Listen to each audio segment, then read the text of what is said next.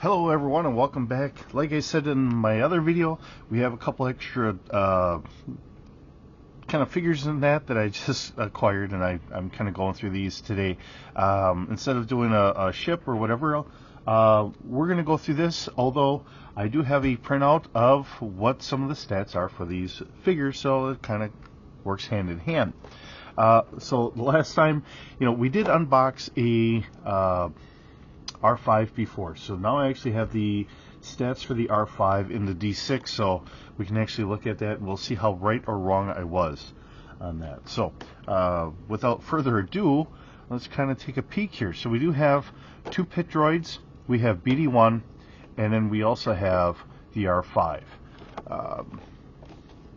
And it's a little write-up that we have in the back. Palamato makes quick work of refueling and repairing battered ships with the help of R5-D4, BD-72, and a team of hyperactive pit droids. So this isn't BD-1, this is BD-72. The stats I have is actually for BD-1, although I'm going to say it's probably not that far off for what we're going to have here, so we'll just kind of go with it as it is. Alright. For all the collectors, it is very nice, the fact that we do have a nice clear package here. You can see the figures inside, you can see how nice they look, so we can go from that point. Let me get my pocket knife out here. We had our scissors from the last one, and I still had that out, which is usually what I use the most of. You guys see me use the knife to just get the tape undone here, but most of the time I'd use the scissors. Alright, I think we're free to go. Alright, so getting it all out of here. Sometimes when we get the box, they have some extra. I don't think we have anything special out of this. This is just a nice gray background for our droids. Nothing spectacular on this one. Sometimes they give us something spectacular, sometimes not. This looks very close to what we had before. Now, we had 6 arms on the other one, and we only have 5 here. So, but this time for our R5 unit, we do have what looks to be some kind of jump units here, and I'm breaking everything apart as always. So I just try to muscle through things, and then I kind of mess things up. Alright, so we do know that this is supposed to go together, and it does come apart some. Alright, well, I will definitely have to make sure I take the tape off. Let me use the knife for this and cut the tape so that way I know I don't keep breaking all of these. We'll cut this one here, and then we will pull all that off. If I can get my fingernails in there, which doesn't seem to want to work today.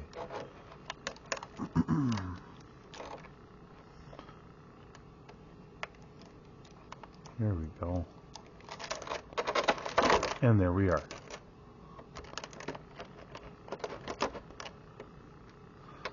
So I'm not going to spend as much time with the R5 unit.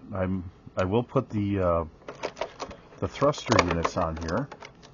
But seeing that we already have an R5, and he's still on the pool table here. So we have the other R5 unit with everything there. Just kind of trying to get everybody out here.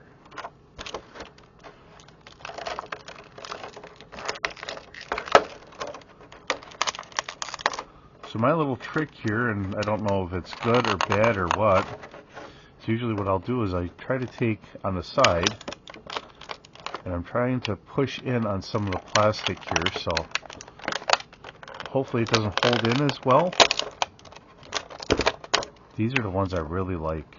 I really do. I like their little personality, but more importantly, the biggest thing to me is the fact that they show them in Episode 1, The Phantom Menace, that they folded up all the way to a very small, convenient size. Now these I think are supposed to fold up somewhat. I don't know how much, but we will see how well they fold up, and we will go from there. So, seeing that we already have the R5 unit out, we already have one put together. We're going to put this on here, but if that comes off, so we can put this on. All right. We're going to do that with the other one. I don't think our other one does this, though.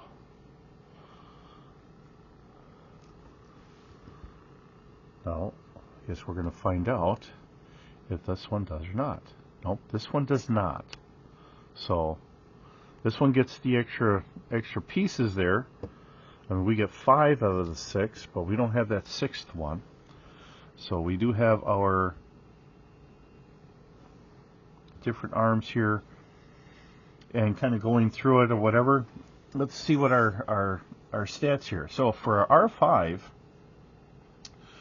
industrial automation, R5 astromech droid has a dexterity of 1, so it's not the most movable here. Has a knowledge of 1D, mechanical of 1D, perception 1D, strength of 1D. So these are all under galactic standard in all regards here. We have a technical of 2D. So computer programming and repair is a 4D. Space transports repair is a 4D. So these are really meant for space transports. In other words, our like light freighters and all that stuff. So this would be a good one to have on, say, the Millennium Falcon for just a base unit. Has 3 wheeled legs, 1 retractable, so we do see that where it's retractable here. The other one has it down. Let's see, retractable heavy grasper arm, which gives a plus 1D to lifting, maximum of 2D. So one of these is going to be a grasper arm, so I don't know whatever one you want to kind of call it a grasper. That was our welder. So one of these is going to be grasper. So we'll just say that this is our grasper arm here. We have a retractable fine work arm. No. Let's see. You know, and it's hard to say which one's going to be which. We have a small circular saw, which I don't see the saw on here. An acoustic signaler. So that's going to be on the inside, holographic projector, and a fire extinguisher. So most of these arms are not listed in the old original. Now keep in mind, this is from the original, from West End Games when George Lucas originally did this. Now we've added a lot of this stuff on there because R2-D2 has had this stuff on for trying to do the things that we needed him to do in the movies. So we have all that. Now, they have a move of 5, so that's half of what our galactic standard is. Size is 1 meter tall, and they go for about 2,000 credits. And this comes from Sinbar's Fantastic Technology Droids, page 71, and also from Platt's Smuggler's Guide, page 61. That's from West End Games. Okay? Now, when we get to these droids, which we'll spend a little bit more time on, because we haven't had these yet. Let's hit our pit droids, and let's kind of go over what we can and can't do with our pit droids. Now, outside of our thrusters, our jump thrusters here, I'm sure everything else is going to be similar on here. And actually, why don't I open this up? Because, you know, if you're getting it to have all 6, or if you just want the 5, you know, I want you to be able to see this. This opened up a little easier. We do have 1, 2, and 3, 1, 2, and 3. So, you know, between the two of them, I don't think there's going to be much of a difference. I think they use the same mold. Unfortunately, they shorted us 1 piece. But otherwise, it's pretty much the same, but they did give us our thrusters here that we get from R2. Okay? Our pit droids And these are small, and just wondering how articulate they really are here. So, yeah, we do have an ankle. So we do have our ankle joint, and we can move it back and forth. So they still managed to give us that little ankle joint here. And this does move around pretty good. It's only a single knee, but my goodness, it moves the knee back pretty good. And then as far as for folding up, that always goes forward. And it is notched out here, so you can see the notch. So we can get the notch all the way in here. Then I believe they folded back, and we do have our piece here, so we can kind of fold. Trying to get the ankle down. There's our hands. Our hands do look like they twist, and they do. And we have that ball joint here a little bit, and we do have an elbow. So I'm just going to leave the hands out here, okay, just being honest. And then we have our head, and we can get the head out here, so we can kind of collapse it down. And it does look cool. I mean, we do get that kind of cool. And this is the part I really liked about this droid. Thinking about it in the video game, or in the gaming sense of, okay, I could have a couple of these droids that maybe I can upgrade the knowledge base. I don't know. We'll see what their knowledge base is here. If I can upgrade the knowledge base, and if I can have them as extra hands on the ship if I need them, but they take up a very small amount of room. So I can have them go into their docking station or whatever. And there, now he looks like he's trying to look up at you. Give him a little bit of a wave. All right.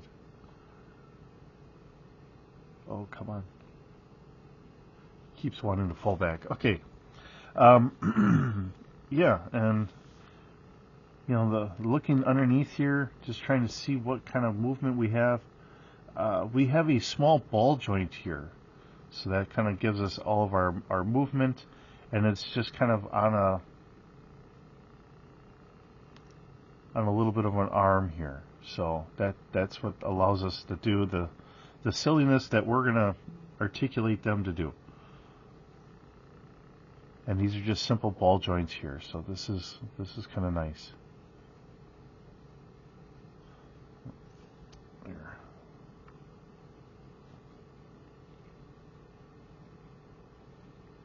If I can get them to stand right, there we are. All right, so our pit droids. They have a dexterity of 1D, so they're not, you know, the best. They have a running of 2D plus 1, a knowledge of 1D, mechanical of 1D, perception of 1D, so they're below average on that. They do have a strength of 2D, lifting of 40, so they are, you know, these would be good in that regard for loading and unloading your ships. We do have technical 2D, ground vehicle repair is 4D, repulsor lift repair is 4D. So these would be good for trying to fix up your repulsor lifts of whatever sort, your swoops, whatever, that would fall under that category.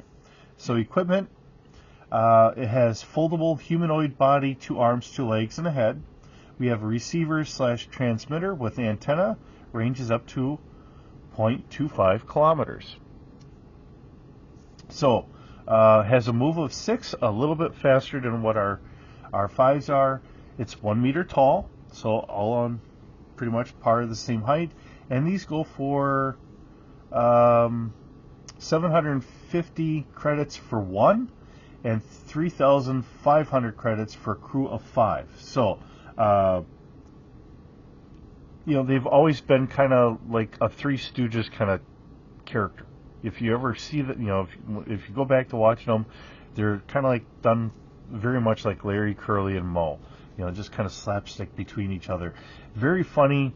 I like the idea. I really do, because they're small. They can fold up, take a little bit of room, can get them on a shelf or something like that. Not a problem. It's a nice concept to me. That's the part I really like. Doesn't mean I can't upgrade some of their programming later, maybe get them for piloting or something like that if I really need it. That is all available. And what they give us for a toy, this is very posable. The fact that we can collapse it all the way down and all that stuff. So that works out really well. Now, for BD1, oh, and the stats here, this comes from Wizards of the Coast when they had the Star Wars, because they had Star Wars during the during the prequel trilogy. So that's where that originally came from, and then it got reverse engineered into our West End games. Now, looking at BD 75 here, or the stats is really BD1. Okay, so as we're looking at this, this comes to us from RPG.org. I go to this website a lot. I really trust a lot of the stuff that they put in there. They have entered in a lot of different droids, crossover material, and everything else. If I'm looking for something different and unique or whatever else, I quite often go there when I'm looking. So, a little pitch for them. But for the stats for BD1, now this is stats that somebody on there had come up with, so let's just kind of go with it. It's a BD unit. It's an Explorer class droid. Let's see, sensor color black, white, plating or black, plating color is white. All right, we have a dexterity of 1, has a dodge of 5, electro welding torch of 4D. So somehow, somewhere in here, I know it has like little grasper arms in here, but it's seen it has a torch and it has a 4D skill with it.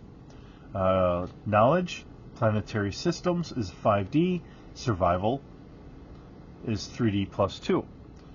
So BD1, now keep that in mind, that's BD1, which is a highly modified version. Now that doesn't mean you can't modify these, you can't upgrade them. You can run them as characters, and you can even just level them up yourself. Quite often, whenever I buy a character or a droid, I will make them part of the crew, and I will give them experience points and upgrade them along the way, just like everybody else. And as far as BD75 goes, we do have articulation in the head, and we do have the feet here. And I have another droid, which is a Christmas droid, which I picked up not long ago because it was on clearance and they had a BD in there. So it's a very simple droid. The fact that it's supposed to kind of hang on to characters or whatever was always kind of neat. I played the first game. I regrettably didn't play the second. I just don't find a lot of time to game lately. Because I'm usually doing this, or I'm trying to spend some time with the family. So, all right. So let's kind of continue on here with our stats here.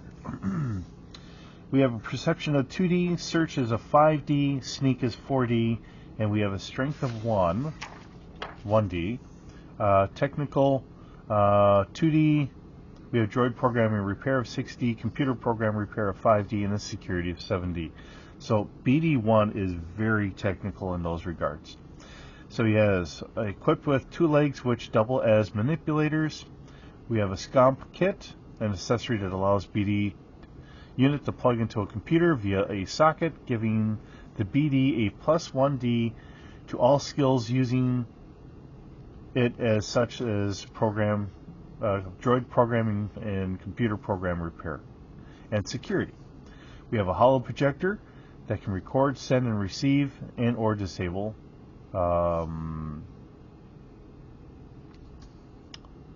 my print off kind of fudged up here.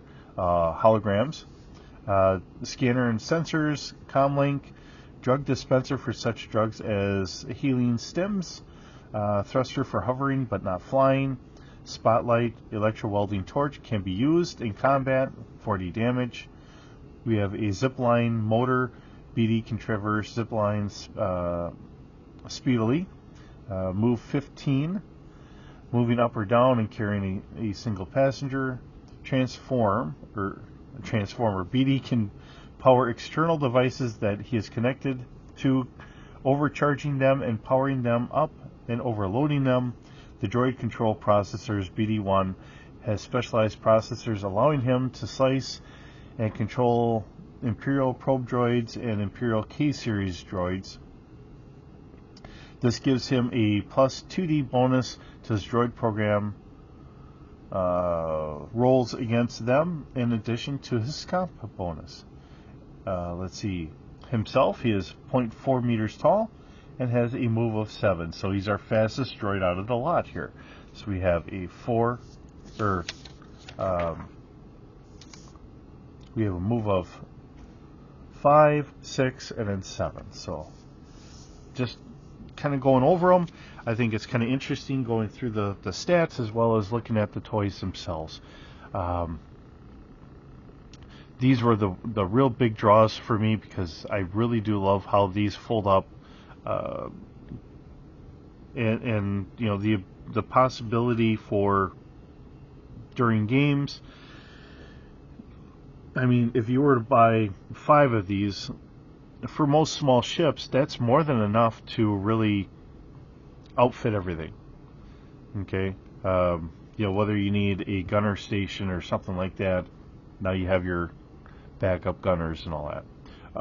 The BD series was really nice out of the Fallen Order, Fallen Jedi, I think was the first one, or Jedi Fallen Order. Anyways, it was really nice out of there as a little companion droid to kind of help you figure things out, help as a tool to get you from point A to point B, done as kind of like a little pet, almost like a little parrot.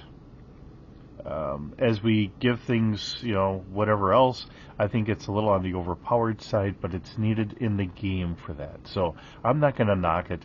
You know, I've had my own players overpower things in the past as things get upgraded and modified and so on and so forth. So, you know, we're talking about BD1 being a droid that has been on many adventures, has gone through a lot of stuff, very much like R2-D2.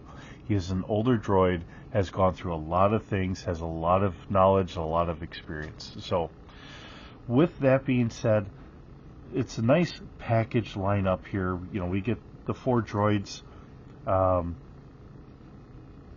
It is fun. It is fun seeing these as bigger droids.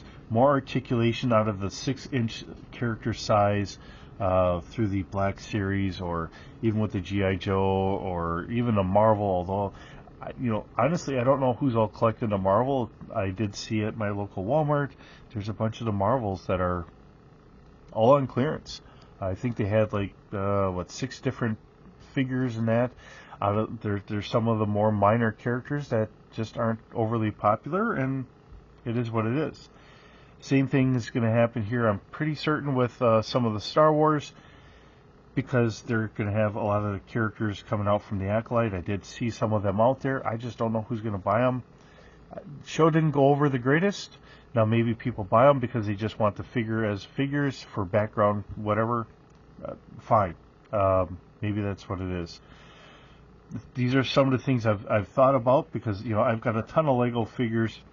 I can use those for for a lot of different things. But if I need background figures for this or that, sometimes you're looking for something and you wait for it to go on clearance and you'll pick it up. So, with that, thanks for visiting today.